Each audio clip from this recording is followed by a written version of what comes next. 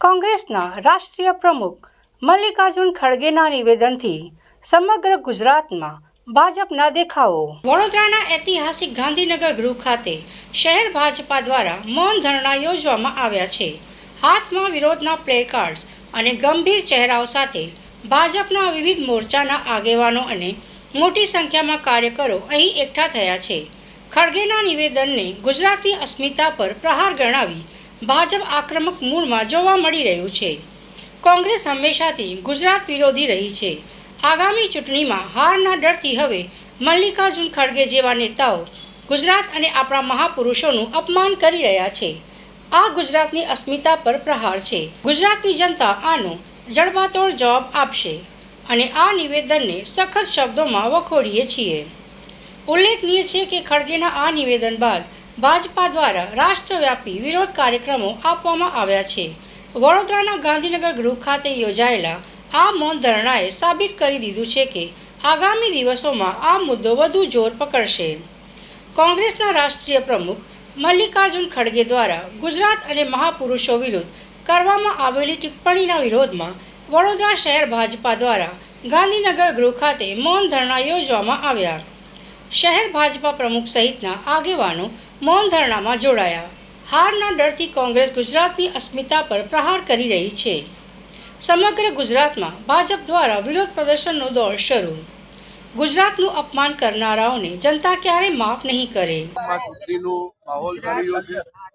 કેરળના એક ચૂંટણી સભાની અંદર કોંગ્રેસના વરિષ્ઠ નેતા મલ્લિકાર્જુન ખડગેજીએ જે પ્રકારની ગુજરાતની જનતા માટે શબ્દો વાપર્યા છે કે ગુજરાતની જનતા અપમાન કે જે સ્ટેટમેન્ટ હતું એ સ્ટેટમેન્ટ ખૂબ જ દુર્ભાગ્યપૂર્ણ સ્ટેટમેન્ટ છે।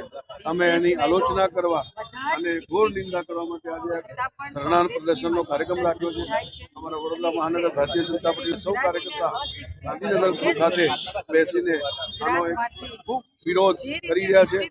પરંતુ આપ સૌને ખ્યાલ છે કે કોંગ્રેસની આવી ઓછી રાજનીતિ અનેક વાર આવા દુર્ભાગ્યપૂર્ણ સ્ટેટમેન્ટ એમના અનેક નેતાઓ દ્વારા સોનિયા ગાંધી હોય, રાહુલ ગાંધી હોય, મણિશંકર અય્યર હોય એવા અનેક નેતાઓ અનેક વખત આવા દુર્ભાગ્યપૂર્ણ સ્ટેટમેન્ટ વાપરી ચૂક્યા છે।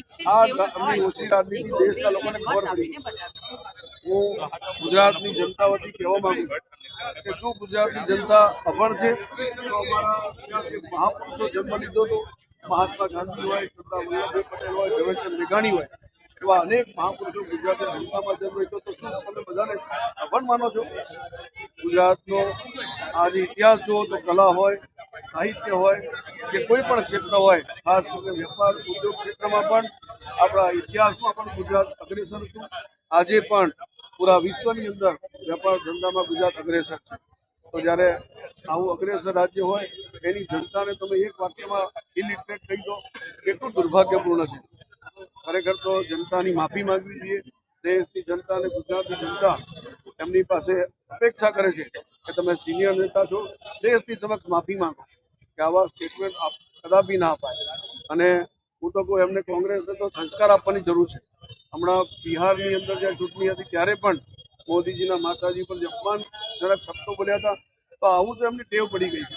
તો ખરેખર તો ભારતના લોકો સમજી ગયા છે કે કોંગ્રેસની આવી ઓછી રાજનીતિ છે, એટલે કોંગ્રેસને ચલાવી નહીં લેવામાં આવે।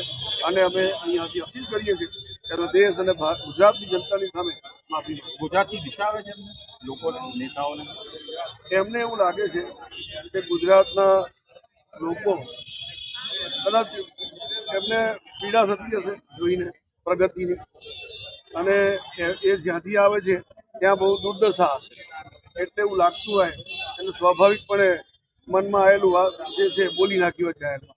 પણ સિનિયર નેતા તરીકે આટલી ઉંમરલાયક વ્યક્તિ તમે છો, બીજા બધા તો બોલે સમજી શકાય, પણ તમે સિનિયર નેતા અધ્યક્ષ તરીકે આવી બધી વાતો કરો, એ ગુજરાતની જનતા હોય કે ભારતની જનતા હોય સૌ બધા સમજે છે। તમને એમને ઇન્વાઇટ કરો છો કે આવીને જોઈ જાઓ ગુજરાત? અમારે ઇન્વાઇટ કરવાની જરૂર નથી। ભારતની અંદર રહેલું રાજ્ય ગુજરાત છે, આવીને જોઈ શકે છે અને જોઈશું। આખા વિશ્વની અંદર ગુજરાતની ઓળખ છે અને આપણે કહેવામાં જરાય આપણને નથી કે ગુજરાત હંમેશા ભારતની રાજનીતિમાં હોય કે અર્થતંત્રમાં હોય કે અનેક ક્ષેત્રમાં હોય બહુ મોટું યોગદાન ગુજરાતે આપ્યું છે, એ ભૂલવું ના જોઈએ।